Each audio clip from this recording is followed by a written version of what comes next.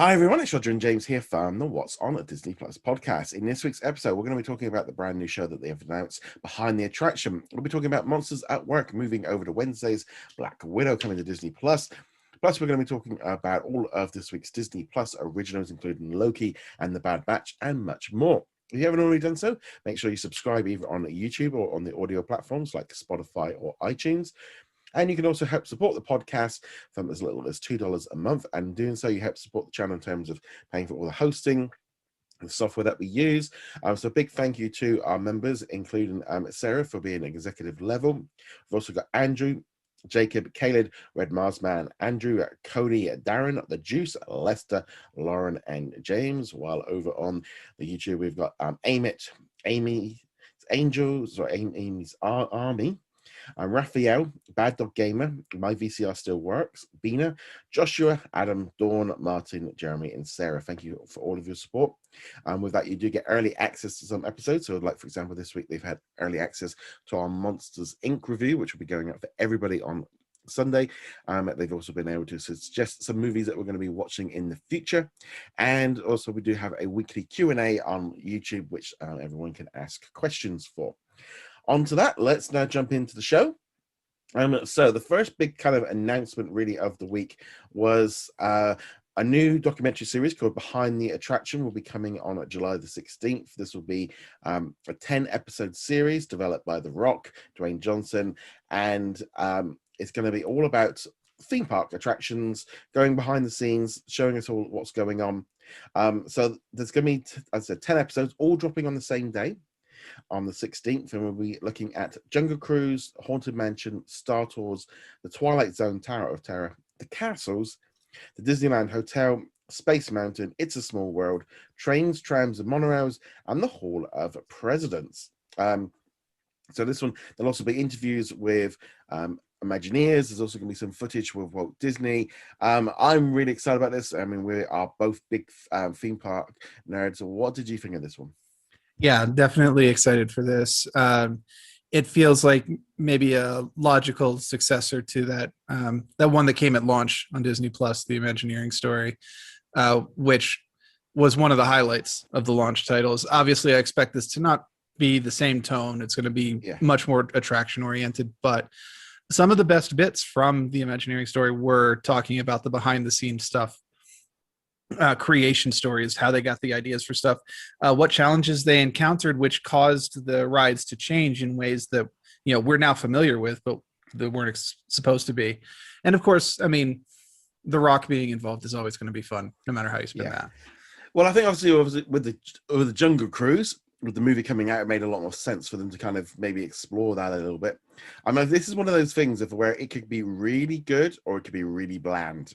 This is the problem for me with this special. If they go into a little bit of detail, give us, something a little bit more juicy, that would be great. And they talk about the problems and all this. So if it just becomes a fluff piece, it can then quickly become, this is just an advert for Disneyland. And, right. That's where there is a line. And sometimes Disney can't quite see that line. They get a little bit too carried away. They can be good about it, and sometimes they can definitely go into it's the greatest attraction of all time. Space Mountain, it had some problems when it launched, but now it's Space Mountain and it's amazing. And I'd love to see them talk about the transformation of it into Hyperspace Mountain. They didn't call that out in the press release, but that would be cool. No, I want to hear about the problems. I want to hear about the things they had to overcome, but I also want to hear the cool little behind the scenes stories. Like we had that Imagineering story where the Matterhorn's got that giant wall that all the ride employees signed. That's a cool little nugget. It's not going to influence me one way or another to go on the ride, but it adds a nice little bit of extra Disney magic to it. I see. It's like the ones like the Disneyland Hotel. Now, I've never stayed at the Disneyland Hotel because, I know when I looked into it, it was quite expensive. It's wicked expensive. But I have stayed at the Disneyland Hotel in Hong Kong Disneyland. So I have stayed in, and that was a bit more like, I think it was a bit more like the Contemporary over in Walt Disney World. And I've stayed at some different resort hotels all over the place. And I really enjoy, so that one could be quite cool. The Castles one, I mean, love the Castles. Who doesn't love the Castles? And there are lots of differences. And I don't think sometimes people know that. I mean, especially Yeah, Hong Kong's just gone through a massive change. Shanghai is enormous. The Paris one is beautiful. And the Disneyland one is the original one, but it's also absolutely tiny. That is the thing that most people forget to mention about the Disneyland one, especially if it's not the first Disney park that you've been to. Even if you've gone to Walt Disney World down in Florida, you're like, oh, the castle, it's big, it's majestic. You can see it from all over the park. And then you get to Disneyland, it's like, my house might be bigger than this, you know. I Not do really. remember. Is, but... Yeah, I do remember being very just generally underwhelmed when I saw the castle for the first time. Of going because by then I'd already seen Tokyo's, I'd already seen Disney World, I'd seen Paris, and then like, well, and then I mean after you see Shanghai, I mean that thing is a monster part of a castle. I'm very much looking forward to seeing the one in Tokyo. I know very little about that one. I will say the other one that I've been to is Paris. I love that they've got the. It is a beautiful castle. I love they got the dragon in the basement that you can go down and visit. That's a fun little touch. Yeah, but I think it's just going to be cool. We've also got all the trams and stuff as well, which I think will be a lot of fun. Well, like the trams and the trains and the monorails. Oh, you know, and as we know, Disney himself loved all of those little transportation things, especially the trains. So yeah, getting to see the development process, how they continue to modify them over the years, because I think we're on like iteration 6 or 7 at this point, and keeping it true to what Disney wanted, but also keeping it modern and something that people want to explore now.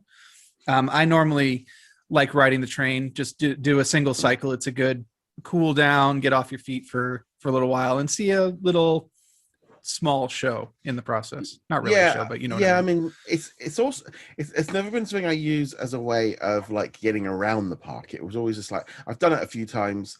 I think in Disney World, I mean, I generally, when you're going around the park, you kind of just sort of move from wherever you are to whatever you're doing. But I have used it in the past sometimes. But it's the monorail. The monorail to me was always that was when you were at Disney. Was when you got there and you got on the monorail. And I just remember, I think as a kid, like that was so. I'd never seen a monorail before. Yeah. And in my mind, monorails are things that you have in Disney. That's what I saw. I've seen them in Seattle, but it's a Disney thing. And the one in just I've been on the one in obviously like in Tokyo as well. Had to use one there. But it's definitely a cool thing, I think. And even just the trams.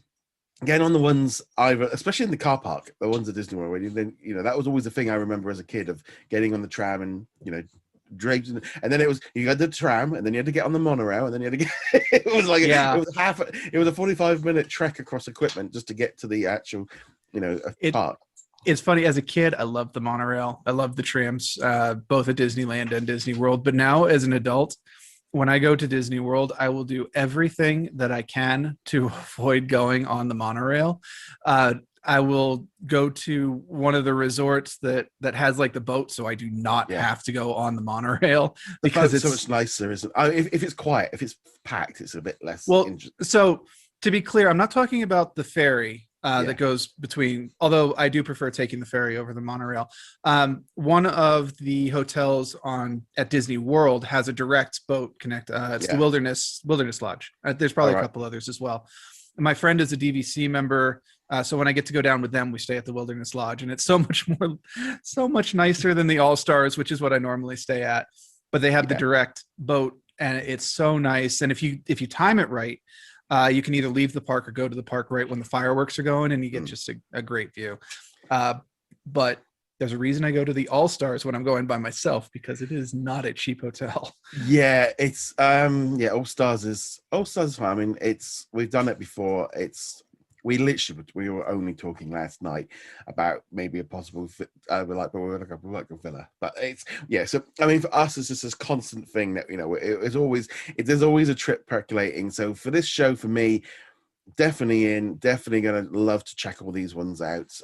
But there's just so much about this series that the trouble is, this is the thing, is because we go a lot and we've watched stuff on it, it does mean that then our expectations for these shows can be a little bit higher, because we're wanting something more than just a trailer.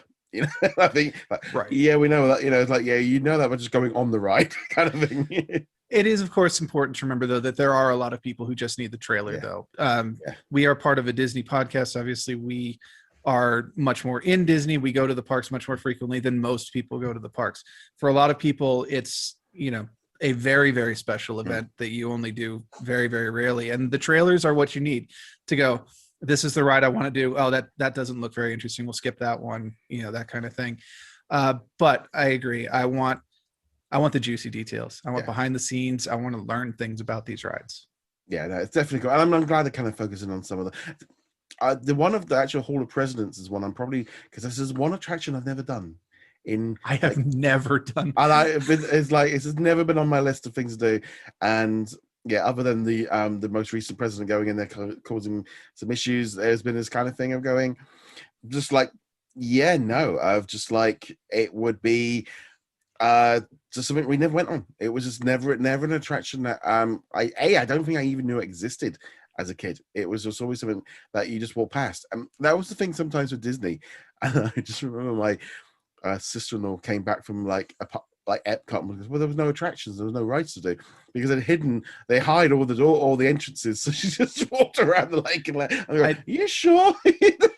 I remember as a kid, I thought Epcot was the most boring place on the planet. And as an adult, I'm like, no, Soarin' is there and Mission Space is there and the test track is there. And I love doing the circuit around the worlds and it's a lot of fun. But as a kid, you're like, yeah, where is everything?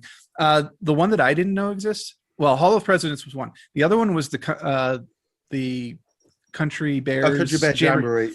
I had no idea that was there. I know that they would stand outside it and they do their little dance and they try to usher people in. Never clicked with me that there was actually a show there. Yeah. I finally saw it one day and I was like, oh, well, it was fun. It was fun to do it once. It is fun. It's so one of those things as well of, there's so many attractions. I mean, they are really kind of going, I think they're kind of hitting all the big ones. But this is a series that they could do for years. They could just keep doing it because there are so many attractions. They're building new ones all the time and they can kind of just keep expanding it. But that's definitely one I'm looking forward to. I'm also interested as a last thought on it. They mentioned the transformation of the Tower of Terror into the Guardians Mission Breakout.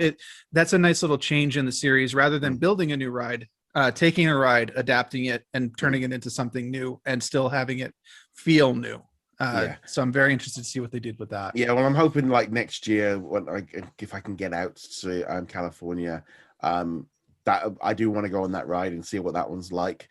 I have been on Tower of Terror a couple of times, but the last time I went to Florida, I did actually just go, you know what? No, I've done it before. I don't need to do that one again. But I will do Guardians of the Galaxy because I want to see, what they. So it's the kind of thing of like, I wouldn't be looking forward to it, but I do want to see it, and it wouldn't stop me from it. But I was like, it's just a want and go.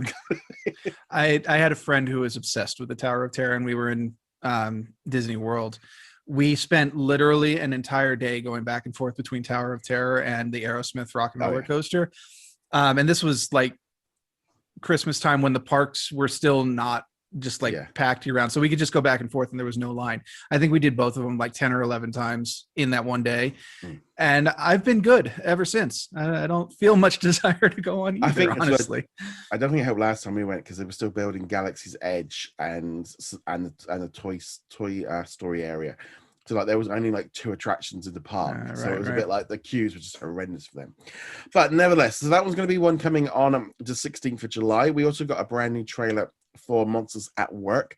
They did also announce that this one is going to be shifting dates. It's been delayed. Instead of the 2nd of July, it'll now be coming out on the 7th. And they're going to be the new, as they said, Wednesdays are the new Fridays. So it's going to be moving to a Wednesday slot. So we're going to get Loki for 2 Wednesdays with Monsters at Work. And then also kind of interconnected with the Wednesday move, Black Widow is also up for pre-order. That will be coming out the 9th of July on the Friday. And you can pre-order it if you're in the US. Internationally, they don't do the pre-orders, though, as I've said before. Don't pre-order it. Just keep holding your money till you do it. Pre-order it the night before. Why give Disney any interest? Why, it's a little bit along the lines of you're pre-ordering a digital product. Yeah, I was going to say there is absolutely no reason to order pre-order a digital product, and that applies to movies, video games, books. Well, I mean, a video game at least downloads maybe in advance, but like with Disney Plus, there's no real benefit. So that's maybe order it on the day before that you should be fine. But the interesting thing as well is that's also been stated to be coming to Disney Plus on Wednesday, the 7th of October. So there seems to be a shift developing of Wednesdays. Not a huge surprise because Loki was a massive success this past week. I don't know if that necessarily the day change had anything to do with it, but they are starting to shift some of their big shows onto a Wednesday rather than the Friday. They might have felt like maybe they've got too much on a Friday, which I think is really the real reason for it. But Wednesdays are going to start being a big day for new stuff, which is interesting. Yep. As I mentioned previously, I would have preferred if they moved the less important stuff to Wednesday and kept the important stuff on Friday, but they've decided their plan, and cool. It'll be a lot easier to have these things separated throughout the week, not just selfishly for the podcast, but just in general, not feeling that pressure that you've got to watch like 6 different shows all dropping on the same day. No, you can go, I'm going to watch Loki, I'm going to watch Monsters at Work, and then on Friday I'll check out Big Shot or whatever we've got coming up here in the near future. Because I genuinely believe now we're in a point now with Disney Plus where you are getting more than one episode of a Disney Plus original a week, and you're pretty much getting one new original every single week. So therefore, shifting out one of your biggest shows off to a different day, I think is very important. And I feel like, I mean, we've been having 3 or 4 shows dropping every single week, and you do have that thing of like, what is going to get all the attention, what's going to get it all in. And it's like now, if you had like Loki and Bad Batch dropping on the same day, you got to make a choice. Now, I'm sure most of us will pick Loki, which instantly then impacts Bad Batch. And where you go back and all the rest of it. So they're separate. And also, Disney Plus is at a point now where it looks better to start spreading it out a little bit. It looks like you're getting more, and especially for us here internationally now with all the Star originals, it's becoming even more jam-packed because, we're getting sometimes. And in Australia, it's even more stuff they're getting because they get shows like Station 19 and Grey's Anatomy and Family Guy and Bob's Burgers. And we're starting to get all the Disney Channel stuff, and there's going to be National Geographic stuff coming in at some point. We're getting to the point of multiple shows. So moving some of this stuff around a little bit, spreading it out, I don't think it's a bad idea. We've been very focused on Fridays for the last 18 months. Yeah, now we've got a little bit longer to percolate on some of those shows, which I don't really see it as a bad thing. If it helps, just people be able to watch stuff a bit faster and so as well, because that's the other problem. You might be a fan of Bad Batch and Loki, but you don't want spoilers, so you try and watch one first. Ultimately, unfortunately, it's like the internet. You've kind of got to either watch them as fast as you can, or set up filters, or just not go on it. But at least this way, it sort of helps separate them out a little bit. And I think when we start getting some multiple shows dropping at once, some big shows, you're going to need to want this. Yeah, I was just going to say, or you could just drop social media entirely and it gets rid of a lot of that worry about seeing things. But I know for a lot of people that's not practical. There are plugins for the browsers that you can download and say, block out all references to Loki, block out all references to Bad Batch. And then you can put in other terms like Wrecker and Hunter and stuff like that. So you get, I think a lot of, it's a tricky situation because ultimately as well, it's like, once you've seen it, do you then want, are you then jumping on social media then to talk about it? And it's that catch-22. We generally have a rule with our Facebook and stuff where we go 2 days, or we kind of do the we always kind of had Friday to Monday because that was what Disney did, and now of course then they changed to Wednesdays and going, well, that's now kind of moved it to Friday, so it's a little bit shorter period, but going through the Monday would be just 5 days, would just be no chance for Loki. Yeah. I mean, I would have said, I'm not in the Facebook group, obviously, so I don't really have to worry about the moderating, but I would have said, let the Wednesday shows be on Saturday, because I still feel even if it's debuting on Wednesday, there's going to be a lot of people who aren't going to have the chance to see it until Friday. But it's ultimately. It's ultimately. I mean, we've had a lot of discussions over it, and it's just that kind of thing of you can't please everybody. Ultimately, that is what it ultimately comes down to. It all comes down to, but it's going to be interesting to see how all this works out. We also got a trailer this past week of Ron's Gone Wrong, which is going to be coming out in October in cinemas. This is a new animation from 20th Century Studios. So this will ultimately be on Disney Plus internationally much quicker than it will be in the US due to the HBO deal. which at least is in next year. But it's kind of, what did you think of that trailer? Because it definitely looks a bit odd. Odd is a good way of thinking about it. Unimpactful, maybe another one. I wasn't particularly overwhelmed by it. And that might be because I watched a robot movie on Netflix not that long ago, which was a very obvious ripoff of Big Hero 6. So I'm kind of like not in a robot vibe at the moment. But I don't know. I felt like even the trailer was just let's hit all the check boxes, but not do anything special with them. Now, obviously, it's only a 2-minute trailer. There's a lot we don't see, but as it did not enthuse me for this movie.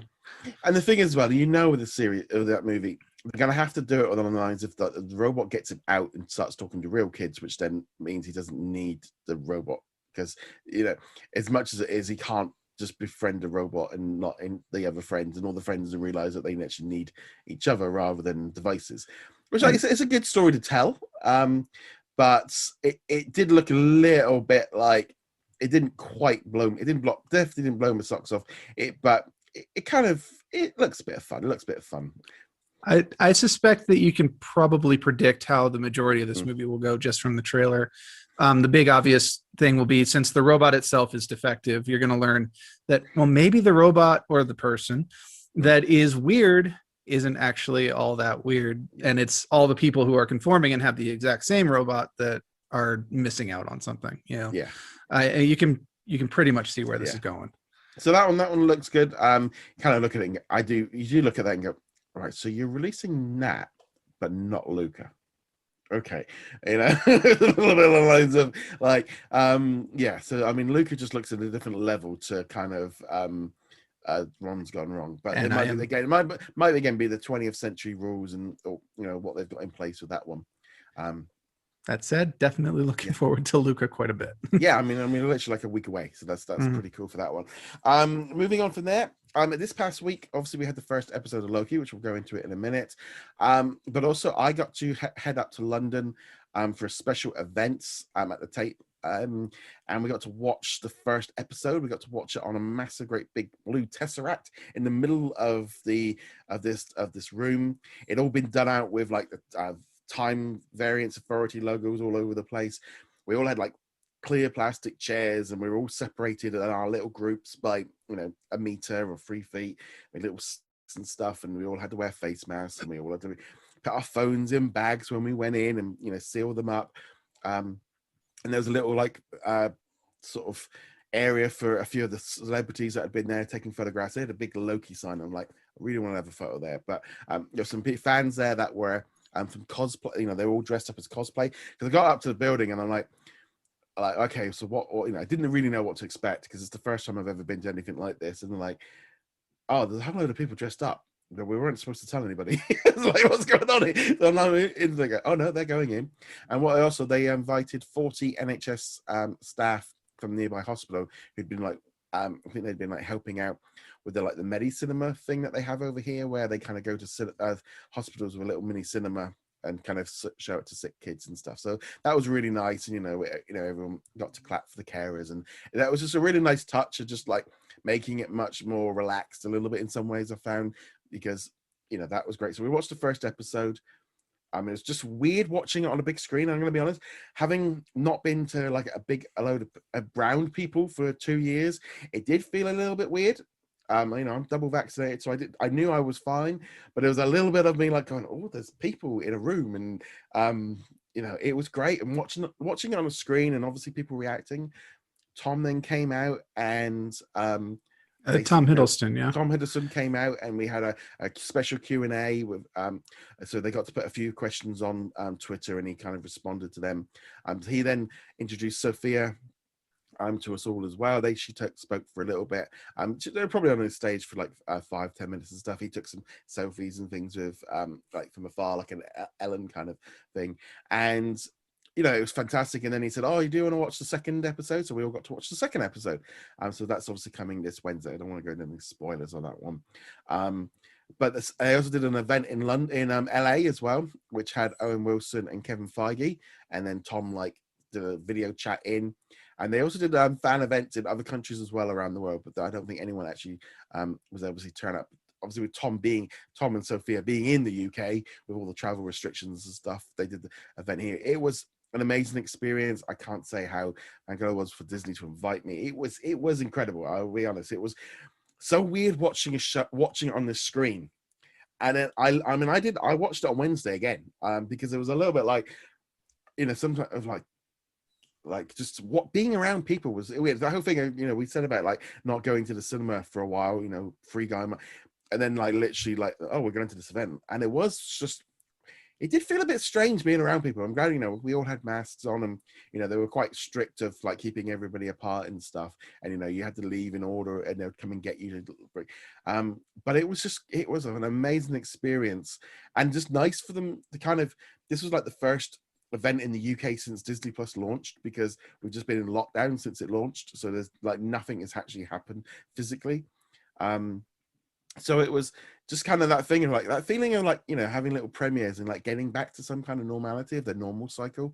But yeah, it was certainly a fantastic experience, and definitely one I'm always going to remember, because that's like, just like, and it was, I tell you what, just weird, just getting out of town, just getting on a train and going somewhere. Like, it's just like, after 18 months of barely going more than like 10 miles from my house, it was quite an experience to get out, like walking on the riverbank and going, oh, I'm out. I haven't yet had that experience. I've been on a plane. Which not an experience I would necessarily recommend, even in non-COVID times, with the current state of the airline industry. However, I will admit I am dreadfully jealous of you being able to go to this event. That sounds like so much fun. I will be going to a movie theater for Black Widow. We didn't mention this part when you were talking about it earlier, but tickets are also on sale in the US if you want to see it in theaters. I picked one up this morning or yesterday morning. So I will be seeing it on the Thursday, because the midnight launch at 5 p.m. Okay. So I got tickets for that. And that will be probably my first proper like social random people gathering event, I think, in early July. Well, this is it. I mean, things will move. I mean, it looks like our date is going to be shifted back a little bit in terms of like mask removals, of all those kind of policies being removed. So it looks like that's probably going to be happening next week. So I suspect over here, the mask mandate will still be in to go see the movie, which I'm in that zone of let's kind of go nice and slow and just kind of bit by bit and enjoy it bit in that way. But it's definitely your choice then of how you want to do it. So I can at least say the fact that I've been to an event now does mean I'm a bit more like, well, I could go, but that's kind of how it all works out. But obviously with Loki itself, what did you think of the episode? So we're just going to jump into the review. All right. So obviously only episode 1. I have not seen 2, even if we wanted to talk about it. Enjoyed it quite a bit. I mean, not much more to say for that. I think I could have done maybe with a little bit less of retelling what had happened up to this point. Like there's that whole chunk towards the middle end of it. But other than that, and I understand why they had to do that. Other than that, it was a ride all the way through. It was definitely a feeling of, I know it sounds silly, but it felt like I was watching a movie. It really did. I'll agree with that. I mean, obviously watching on a big screen definitely did change it. But the whole thing of, I think having Loki and Owen Wilson doing it, it felt like you were watching a movie, because it just visually just looked on a different level of like Falcon and the Winter Soldier kind of felt like a TV show sometimes. And Wanda Vision was obviously like a TV show, definitely. So this one definitely felt more like watching a movie, and it definitely, just the visual effects, they really pulled in, I think, on pulling in from the Avengers, which I think actually helped set this movie up so much more so, because it's like, you gotta think, he was the main villain in one of the biggest hero movies. Loki's on a different level to me than Wanda Vision, Falcon. He's on a different, he's much more well known. Obviously he's a Norse god, so it's a much more known name, but as a whole it just felt much bigger. I mean, the whole kind of the way they kind of showed off what happened in his timeline, which kind of, I know the whole point of it was supposed to be, well, he's the Loki from the Avengers and not the Loki from Thor Ragnarok, and they kind of were like, I got to the end of that, well, they kind of turned him back into the Loki from from where they kind of, they gave him the loss of his parents, and they gave him that. He couldn't experience it, but he got to see it, and that kind of mellowed him out a little. Whether or not that makes a difference going forward, but I did think that was a way of kind of toning him down a little bit, getting him straight out of being villain mode. So not entirely sure I agree with that, actually, because I got the impression, he watches these videos of what future him is supposed to do. And yeah, he's getting teary-eyed at the death of his mom. He gets a little teary-eyed. It was really well done. And the death of Odin, obviously they briefly touched on that. But then you get to his death in Infinity War, and there is a very big shift in the character, and it is not a mellowing. It is definitely I cannot allow this to happen. This is, I will not. Why would I sacrifice myself for this stupid thing? So. Yeah, they were going. Doesn't want to die. He now no longer wants to go back. He doesn't want to go back because he knows what's going to happen. No. So it's definitely a. I'm such a good guy, and I can see my story turns into and that's going to, of course, be the momentum for the remainder of this. Is him going, I cannot allow this to happen. I have to find a way to continue to exist past this point in time. I loved as well Owen Wilson in this one. I'm in the camp that I've always liked him in every movie I've seen him in, because I like his laid back kind of he's got this kind of way when he talks that is very different, and it is quite charming, and I like that about him. I like that, and him being Owen Wilson and him kind of doing the talking stuff. I like that. It's that's what makes him stand out than everybody else. I like that. And so I really enjoyed his kind of role in the series so far as well. And just as a whole, it's an incredible episode just to kick off. And I still can't believe we're on our third Marvel series this year, and it's only the middle of June, and we still got 2 more to go, and pretty much most of Loki. We've got this is just, and Black Widow and Eternals.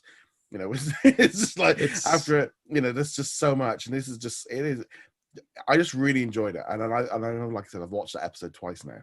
I will probably be seeing it again, but I will probably wait until the series is done. Depending on how it ends, I could see myself doing a rewatch of this a couple of weeks after, because I have a feeling it will be one of those things that's better on a rewatch. We'll pick up on things that we don't know we need to pick up on at this point. Wanda Vision, of course, was the same way. Less so for Falcon and Winter Soldier, but I'll still watch that one as a fun action flick. Still, I think again, Loki just feels like a movie where you can watch. Whereas Falcon and the Winter Soldier, there's a lot of great stuff in that series, and I really enjoyed it. It's fantastic. But there's a whole load of stuff in the middle where I don't necessarily kind of need to see that again. Well, it's not even necessarily that. It's, you can tell that they had to hold back on some of the sequences. If it had been a big blockbuster movie with a $200 million budget for the entire movie rather than split between so many episodes, they would have had bigger special effects, bigger explosions, and so forth. And really, they needed to save a lot of it for the 6th episode, which did not hinder the show at all. But I agree with what you're saying. It doesn't quite hit that this is a movie in TV form, whereas this first episode of Loki, you're like, oh yeah, this is totally a movie. And I was going to think one of the very small touches that they do that really enhances it is those memory sequences, the ones we already talked about, him seeing the deaths, and also him seeing, his greatest highlights, like getting beaten by the Avengers. Was they didn't just show the scene, they actually cut it all out, giving it a profile view, which they didn't have to do. And it required extra work on their part, but it took away the feeling that we're just watching a movie. They're watching a movie at that point. We get the feeling that the TVA is on a different level. They have a different type of technology than we're used to. The way they're displaying stuff is different. It gives it that alien feel to it, which kind of elevates the show just a little bit. It's a very small thing. Yeah, just as a whole, it's definitely it's just going to be it's going to be, I think, one of the better Disney Plus originals that we're going to be saying. You can tell that just from what we've seen so far. Absolutely. But I just wanted one last thought on this. I know that the Infinity Stone paperweights has been a bit of a controversy. I want to go on the record. I thought that was one of the best scenes in the show. I thought that was hilarious. It's just like, oh, just 4 of them. Oh yeah, I we all want use one. this, but yeah. If we are not getting that as merch at some point during this, I will be horribly surprised. They would be missing a huge and this opportunity. is like they're setting up the whole thing of multiverses, and we're going in down that line of. I mean, this was like, okay, we always thought like Wanda Vision was supposed to be introducing of the multiverse. This was the multiverse introduction. We did literally get Miss Minutes telling us how it worked, and it was that kind of thing of, okay, now they're really going in on the multiverse now. They've going all in, and they're trying to try and keep it, I think, a little bit more simpler than maybe in the comic books. By the I looks hope of it. so. Seriously. Well, I think this whole thing of like there being one timeline that's the proper one, and everything else is off of it, seems to be their way of doing the multiverse. Of like, there are some changes, which might, this is obviously going to have a big impact, I think, on Spider-Man Far From Home later this year. Of where something's going to break, or something. How's Loki going to affect? Is all of this all? I don't know. It's starting to feel a little bit more like Wanda Vision and Loki have really helped set up what might be happening in Far From Home. We're starting to see. Yeah. This was a question I had going into the series. Is like, why is Loki getting tracked down by the TVA instead of the Avengers, which they addressed kind of, Yeah. and also Gamora, who we also saw kind of breaking the timeline. And I'm wondering if that's going to loop in, or if they're just going to hand wave it away. Oh no, that was supposed to happen. Gamora's supposed to. Well, they kind of did. They kind of say, well, no, that was supposed to happen. It's just like, and you're going, so really, you let Thanos wipe everybody out and let everyone like suffer for 5 years for. Okay, never mind. We'll go for that one. But I definitely like that whole. I'm glad they fixed that. So it kind of on the lines of, yeah, don't keep bringing that up. We've that's had to happen. It's not a great explanation for it, honestly. It definitely has the feeling of, well, we'll pick the events for plot convenience where the TVA is going to become involved, but it's better than nothing. So yeah. I'll give them that at the moment, and it's entirely possible that we will get more of an explanation for why Loki specifically is a divergence, whereas the Avengers was not, or where potentially Gamora is not. Yeah. Yeah, it's definitely going to be fun to see how this one works out. And I can't wait for you all to see next week's episode. Let's now move on to Star Wars The Bad Batch. I think arguably maybe one of the better episodes we've seen for a while. I think the introduction, we had obviously had Captain Rex in there, but the whole thing with Wrecker going, they've been building on this, and the idea that they had to remove the chips. And I'm glad that they've kind of done that now, and they've fixed that whole, in some way, I don't know how long they were going to drag that out, and I'm kind of glad in some ways that they've removed that problem now. We're not going to have that moving. And I mean, obviously they grabbed Crosshair, but now the group of them are done. They did a little story, obviously, with Wrecker, but I'm kind of glad that they were building. We knew something was building, but I'm glad that they did that. Yeah, I'm glad they got this story out of the way. I mentioned last week that potentially, each of the members would slowly fall to the influence of Order 66. And I really glad they did not do that story. I'm glad they kind of nipped it in the bud. We got some drama with Wrecker, but they resolved the issue, and now they got to go after Crosshair. I agree. This is one of the better episodes, primarily because, as you mentioned, it is something that they had set up for several episodes already. We had seen Wrecker getting the headaches. Last episode, we saw him starting the good troopers follow order mantra, but breaking off. So taking the time to set these stories up really does make them more impactful. It was a little convenient that Rex just kind of randomly showed up, but it's still good to see him. So, and also he's like setting up what they're doing next as well.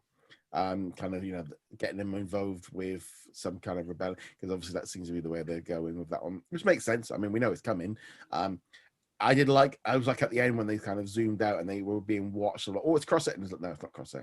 It's like they're just being, they are being monitored. They're being watched. But the fact they've been declared dead as well. I mean, that was the other thing. Well, so they were being watched by the local authority, and the local authority is going to contact the Empire. I did like the fact that this is the planet Braca, which is the starting planet of Star Wars Fallen Jedi Order. This is the one that you start on when you're playing as the kid. Oh, the Wrecker, yeah. So a nice little tie-in there. Obviously, this entire series so far has definitely been Dave Filoni going, let's play with every single toy we can. But I do mention Fallen Jedi Order specifically because I'm finally, it's been out for like a year now, I'm finally getting around to playing it, probably starting this weekend. Oh, they've also just done a patch for Xbox S That and X. that was actually the final push. I'm like, all right, Yeah. I no longer really have an excuse to do it. Yeah, I actually could. Yeah, I might replay that one because that's the storyline is actually really cool on that one. I played it for so no, it is, and I'm liking that they're connecting all these dots, and then it might be also a way of bringing that character in as well. But as a whole, that was a solid Bad Batch episode. And again, that planet just looked amazing. I mean, they really did it just looked stunning. So what really stood out to me with this is, the animation style is still very much Clone Wars. Like you can see it's an evolution of Clone Wars, but where they've really stepped up the game was in the lighting. Because obviously they're using flashlights for a lot of this because they're exploring through the ship. And you see the dust particles all over the place. And you see the way the shift between in the light and in the dark. Just extremely well done. It's a very good, well-made series. I'm really enjoying this one, and it's just nice having like new Marvel, new Star Wars every week. I mean, I know it's not a live action series. That would have been, I think Bad Batch as a live action series would be fun. That would have been great. Yeah, but maybe one day. But in some ways, it's the way that. But I'm really enjoying that episode. And let's now talk Big Shot. So this is the penultimate episode. And so this is all about Coach Korn getting an offer and then all finding out about the offer and really kind of leveling up, getting ready for that kind of big finale next week. Again, just a really good episode, nice and solid, getting everything in place. This is that, we seem to say, I feel like we say this a lot about the penultimate episodes of, it's all about getting all the pieces in place, ready to do that last few moves to kind of do it. And that's definitely what this one felt like. Well, I mean, in traditional storytelling, that is what the penultimate episode is for. It's to set up the final conflict. Yeah. Very rarely you'll get a show where like, all right, we'll do the final conflict in the penultimate and then wrap up the smaller storylines. But it's not so much that. I just wish sometimes they do it maybe in episode 8 and 9. Like kind of. Oh yeah. You can use episode 8 to kind of move some. It's like we do seem to be getting in that zone of like, and I definitely feel like that with High School Musical this week, where it's like, oh, we're in the middle of the season and you've got nothing. Yeah, kind of that symptom that we've talked about plenty of times with broadcast television, particularly like Agents of S.H.I.E.L.D. or the CW shows, where it's like, well, we've got to fill 22 episodes, so they're going to spend the entire episode in a time loop because we can, or whatever, there is a certain amount of that. The Big Shot hasn't really had that problem. No. But you did also notice like a bit of, oh, we've got to wrap up a couple of storylines to get out of the way. The big one, the big one being the one girl confronting her mother / aunt about her parentage. And then the other girl, is she getting led on by this guy from the other school and so on. And so, clearing stuff out. Yeah, no, it was a good episode. Next week's, I think, it's a kind of weird thing of it, like, this is such a great show for Disney Plus, and I wish more people were watching it because I definitely feel like it's just on a different level than we've seen with the other like Disney side of the live action series. It's much more sort of mature and just much more well written. It's just much more well made as a whole. The characters are much more well rounded. I think they're much more likable because they've got problems and stuff. It's this kind of weird thing. I think with having like obviously the Mighty Ducks and High School Musical, the Big Shot just feels in a different league to them. Yeah, 100%. And I was thinking about this earlier in the week. I think one of the things that set Big Shot apart, especially from Mighty Ducks, but also from other shows in general, is while these basketball players are a little bit of the underdog, they're not coming from the bottom. No. That was the big problem with Mighty Ducks, was like, I do not absolutely believe in any sense that these kids could take on the current Mighty Ducks team. Yeah. Whereas with the girls in Big Shot, you're like, yeah, if they put in the effort, I could absolutely see them outplaying and getting an upset against Carlsbad. Yeah. So no, again, just a great episode and just a really good series. Looking forward to next week's for that one. Did you watch this week's High School Musical? No, I did not. Right. So here we have they have a party in a barn, and I think was it Seb sings the climb, and there's a lot of just like teen drama romance of like who likes who, and I was a little bit like, it kind of got to the end of the episode again. We are not. That was such a filler episode, and it. I don't know. It was just really boring. I just did not really just. I was like, it's like the show was had. It's got. I don't know what it is. It's just like they're all getting their chance to shine, because I mean there's some great before Seb, he puts I think Seb he puts on a great performance. He sings it fantastic and he really puts his heart and soul into it, and that's really great. And then is it Sophia? She does an amazing dance singing number. It's great. These performances are fantastic, but the story just is just so dull. It's just like it's like great performances just like tied up with some really just dull I don't know, I just really struggling with this series of like, where are we going? There's no like, I know they got this whole thing of we're going to go up against this other high school. It's like, well, with that in a competition, well, really, it's like, well, there wasn't a single Beauty and the Beast thing really going on in this one. I don't know. It's a bit of an odd one. I don't know, because I think they have extended it like 2 episodes. This was like one of those. Well, this was just one that we didn't need. Hello. Yeah. Maybe it'll turn out that there's like some subplot in there that'll be important later on. I don't know. Yeah, no, I just again, I was just feeling a little bit along the lines of, wow, this is definitely in like the lower tier of my like Disney Plus. It was just like, okay, fine, just very average. I just didn't really again, so the performances, the singing and the dancing bits of it were fantastic. I'm not disputing that was good, but the story as a whole was just like, this went nowhere. Nothing, oh, so Nina just decided to stay. We kind of worked that out. It was just like, it was kind of it really. It is very strange, and I'll be honest, it does feel a little bit along the lines of such a missed opportunity with like trying not to use her because she's such a big star now. Of like, of trying to use her storyline. But that was it. That was it for High School Musical. We also had Zenimation season 2, so we had 8 new episodes drop. They also at the same time dropped the longer version. So this is just like a combination of all like different animated movies put together with a theme, with like was it ASMR kind of audio, like rain and like let's do typewriters, and just if you want something to relax, you put this on. My only issue with it, and it really does annoy me with it, is the aspect ratio for the animation is like jumping like big widescreen small. The new obviously difference between like Pinocchio and Frozen 2, yeah, they are filmed in different formats, but there's like it was like zooming in and out all the time, and that was my one that thing that was a little bit jarring.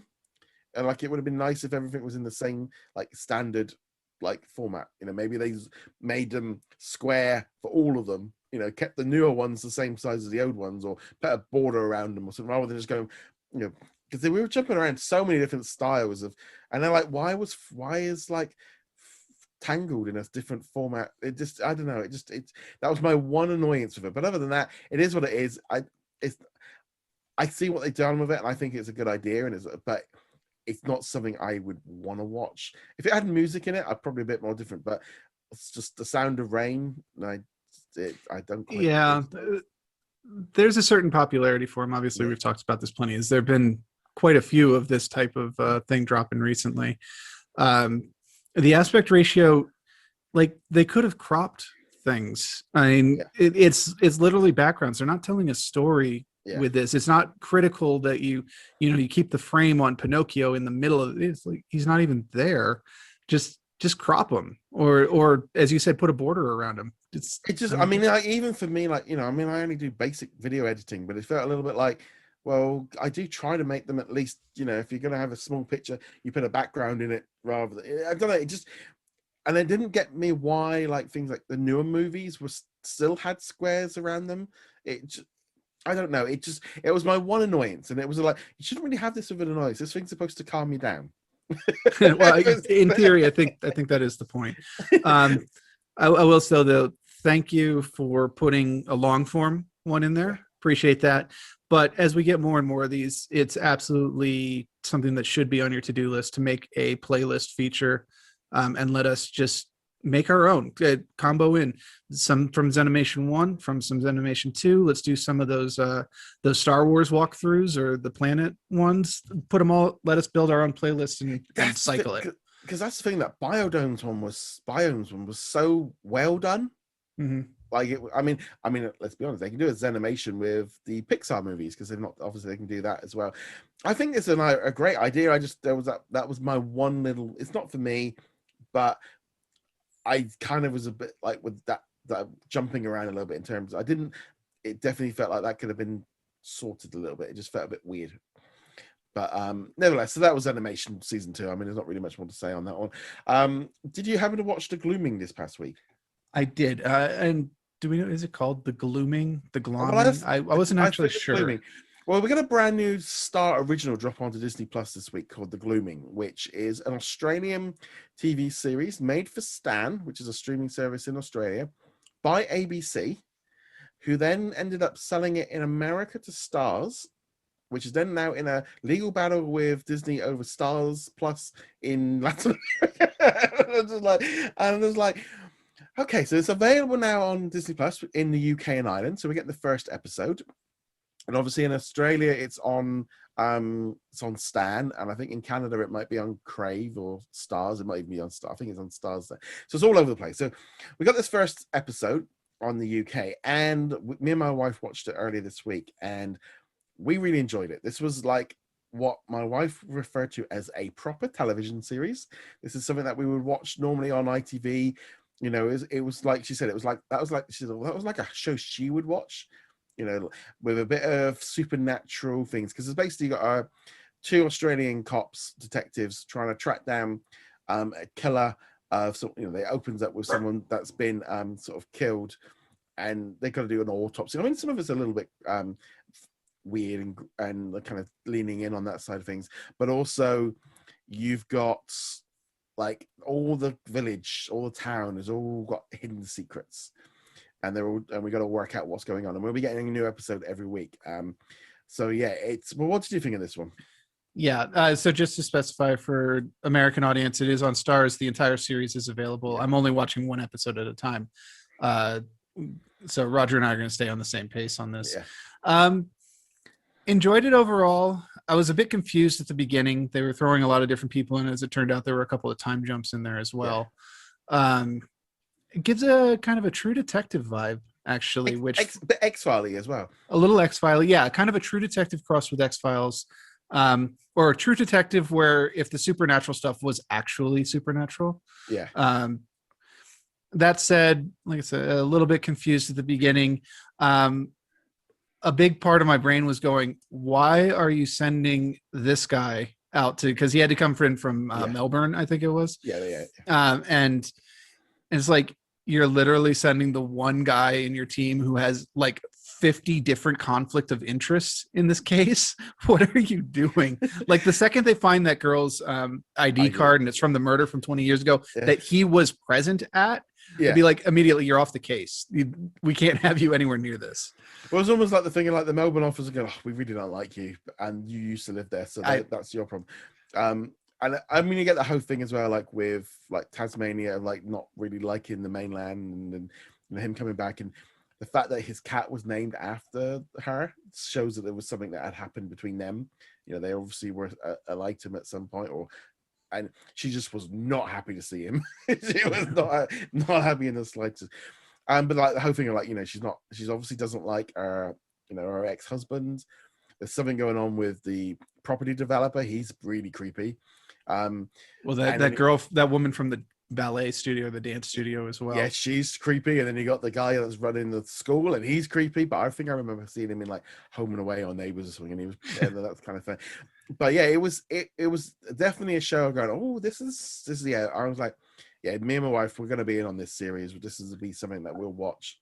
So I think I think for people coming into it, the last 5 or 6 minutes are really going to decide whether you're into this or not. Because there's some weird stuff that happens right at the end. Won't spoil it for people if they want to check it out. Pretty But graphic. Pretty graphic and weird. Yeah. It not like super weird. We're not talking like David Finch, Twin Yeah. Peaks weird, but definitely kind of like, what's going on here? Is it real? Is it a hallucination? Obviously, we know that the show is based a little supernatural, so it's probably real.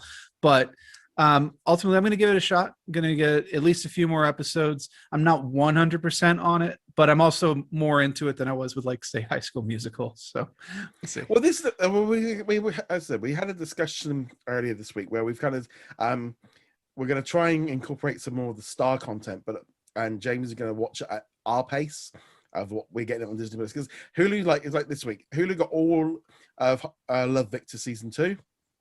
So next week, me and James will talk about the first episode, because even though I've seen the first 4 episodes, I want to try and keep on the Disney Plus pace. And we're going to have other shows coming up in the future that for a big chunk of the audience, you're in the UK, Australia, Canada, across Europe, it's all going to be a part of it. So we are going to just try and keep on the UK, And of course, if you're in America, it's available to you on Hulu, or in this case, Stars. Yeah.